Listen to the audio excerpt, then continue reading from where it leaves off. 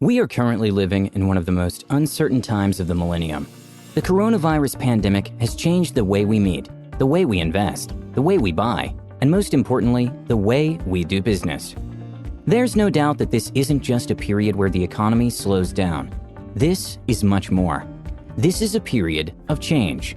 The goal of this video is to first of all give you more perspective on how important this change is, what trends are here to stay, and also how you can adapt to them.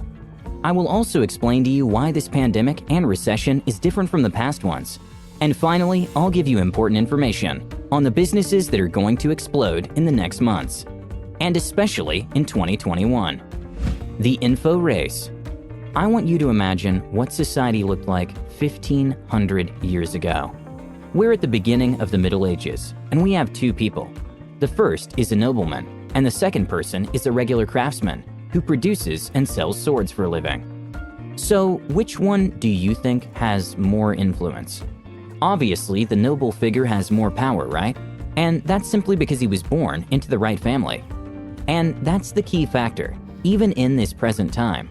Having lots of assets can make the difference between living a good or a miserable life. Now, in the Middle Ages, society was composed of three orders of people: the noble, the clergy, and the peasants. They also believed that it was very important they preserve this division and to remain in the social class where you were born in order to maintain the general equilibrium. Therefore, it was almost impossible for an individual to go from a low ranking in society to a higher ranking. If you were born a noble, you would live and enjoy the privileges of a noble, and likewise, if you were born a peasant, you would live your entire life as a peasant. In those times, your status for the rest of your life was dictated by the class you were born into. However, that's not the case in these times. Now, it's easier than ever to become wealthy and an influential person, even if you start with nothing.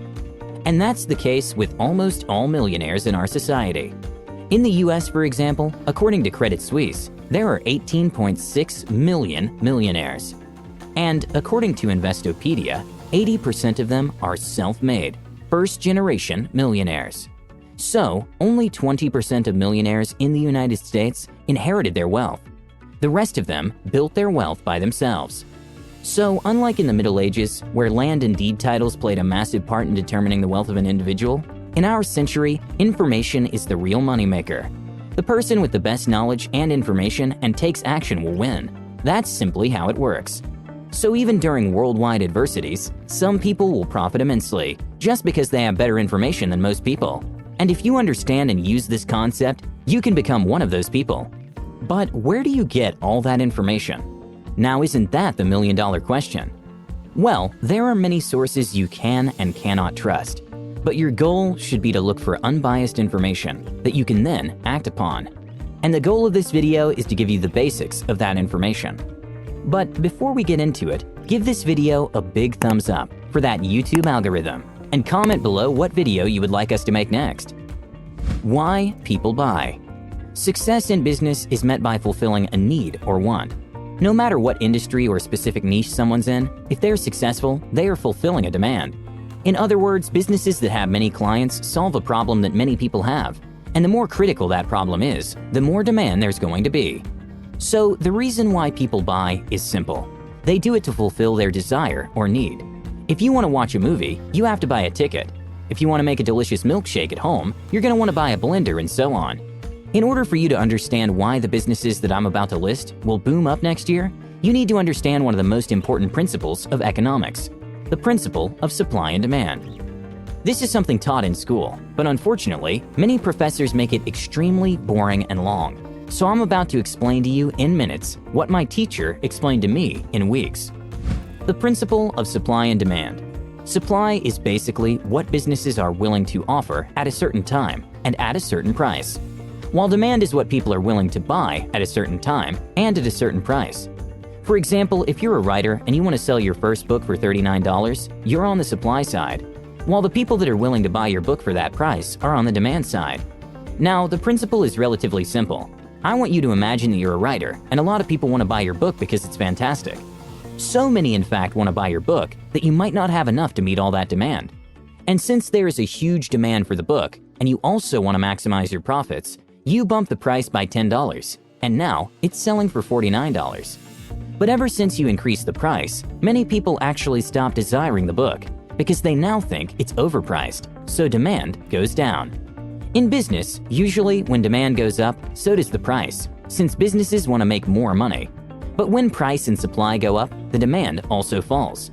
Ideally, there has to be a balance between demand and supply, and that's the sweet spot that everyone tries to get to. But that rarely happens.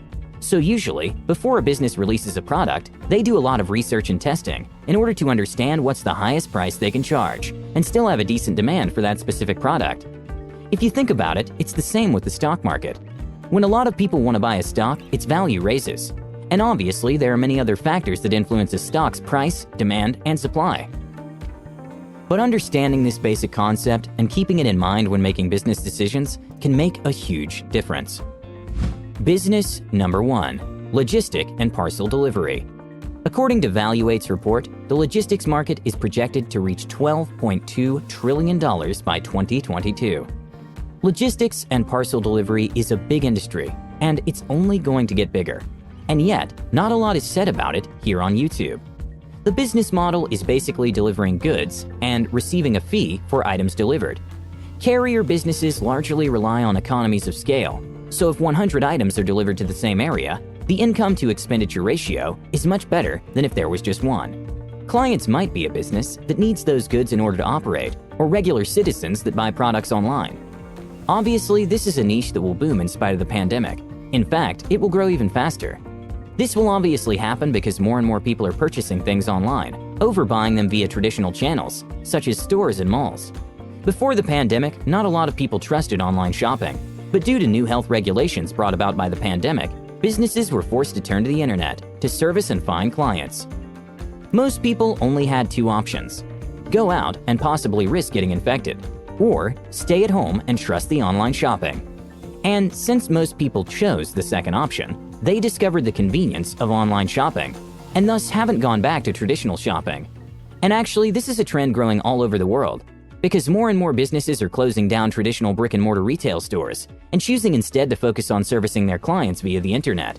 The fact that you can buy almost anything they want and have it delivered to your doorstep with just a bunch of clicks really is amazing, and that's the inevitable future. The lockdown has only made the transition from old-school shopping to online shopping faster. If you're thinking of getting into this industry, here are a few things to consider. You will face fierce competition, and you have to know your customer. Are you going to deliver from business to customer, B2C, or from a business to a business, B2B? Also, competition is fierce, so you will have to find a way to innovate. So instead of being just a regular delivery business that does business the same old way, try something new. Take a look at businesses like Delta Airlines. They're launching a new project called Delta Clean. The slogan says it all: a new standard of airline cleanliness, now and always. All aircraft will undergo special measures to ensure sanitizing and health safety friendliness. So if you're willing to work extra and provide a delivery solution that has this kind of safety as the main benefit, along with fast delivery obviously, you're going to win, both now and next year. But if delivering goods doesn't quite do it for you, then check out the next one. Business number 2, health and hygiene related. Before the pandemic, it was perfectly normal to shake hands with strangers, hold hands, or hug friends. Now, however, people are very concerned about having physical contact with anyone. Everyone, well, at least most people, observe social distancing rules and to ensure they stay sanitized at all times. With all this going on, it's no big surprise that many businesses use safety as the main selling point to convince people to use their services or buy their products. For example, if you're a restaurant, I'm pretty sure you want to follow government guidelines to be safe, and you want your tables to be perfectly clean and sanitized. You do all of this to ensure that people aren't anxious when they walk into your restaurant. At this point, you might even want to advertise that you're safer and cleaner than all other restaurants to get a competitive edge. Well, if a restaurant wants all this to happen, they're going to need some help, and that's when you pop out of nowhere with a nice phone call that tells them why they should use your cleaning and sanitizing services. When you start such a business, it's important to remember what businesses are looking for. They're not just trying to be clean, they're also trying to be seen as clean by potential clients, especially the tourism sector. So along with cleaning services, you also need to provide businesses with a strategy for opening safely and advertising the new changes. Many businesses are still looking for this service, not only in tourism. And with the right innovation, this is a huge need in the market that still needs to be addressed properly. Will you be the problem solver? Business number 3, social media marketing agency.